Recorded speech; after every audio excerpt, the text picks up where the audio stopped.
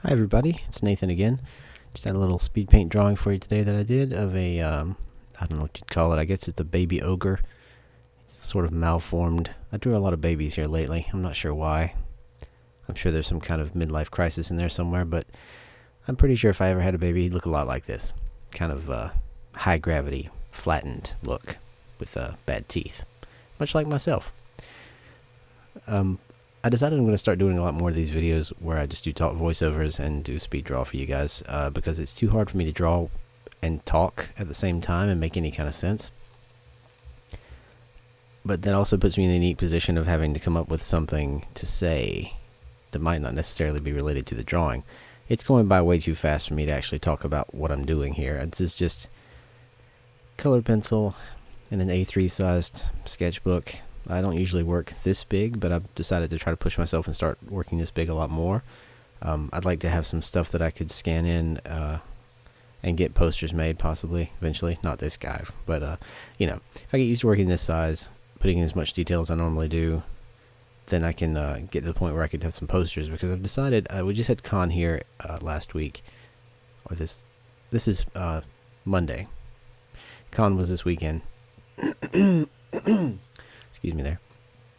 And I'm looking around at the cons and what people are selling, and I'm very unfocused when it comes to what I sell at conventions. I've got mini comics, I've got posters, I've got postcards. I do commissions occasionally and stuff like that. It's just a real mixed bag, and it's all, the only connection is that it's all sort of my stuff, and it's all monsters basically.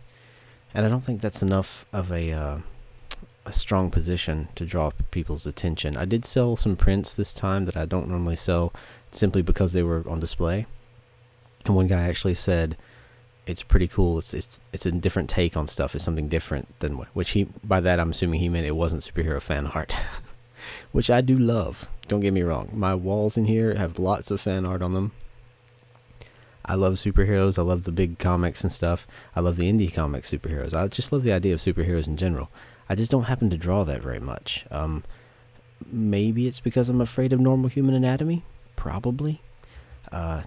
Maybe it's because I feel like if I try to do fan art of something, I'm kind of selling out, because my main draw is the imagination of the things I do. To me, anyway. The only real strength I have in my artwork is that it's a neat idea, usually. Maybe. Certainly not technical prowess, as you can see.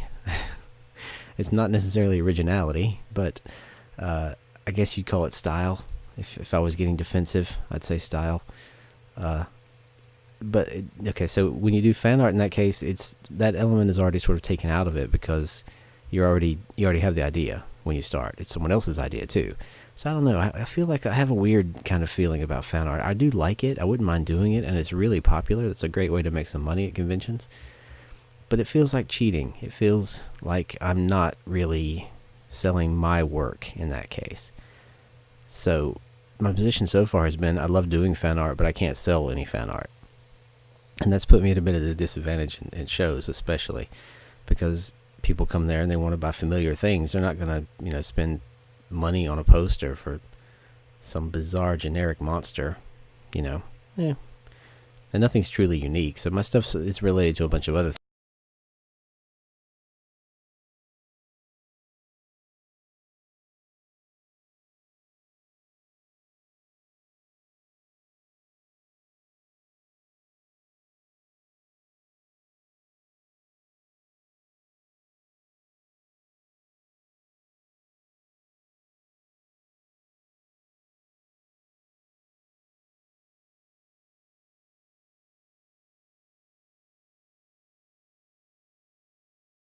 Stuff.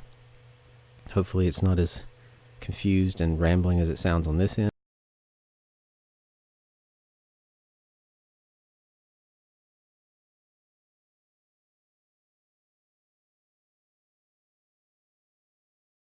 Some direction that might help.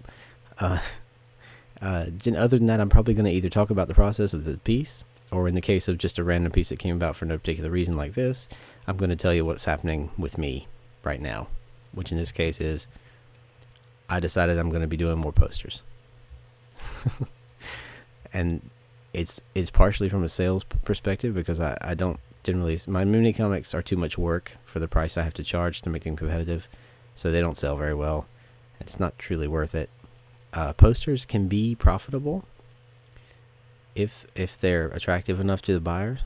It also gives me a chance to just sell art. I don't have to do a whole story or anything, which I love doing stories, but there's way too much effort involved in comics to sell them for $5 or $3 a piece or something like that for an 8-page comic, you know? This little bird here was an afterthought. I was just thinking there's nothing in here to indicate scale whatsoever, and I wanted to make sure this was just seen as a really big baby. So, there you go.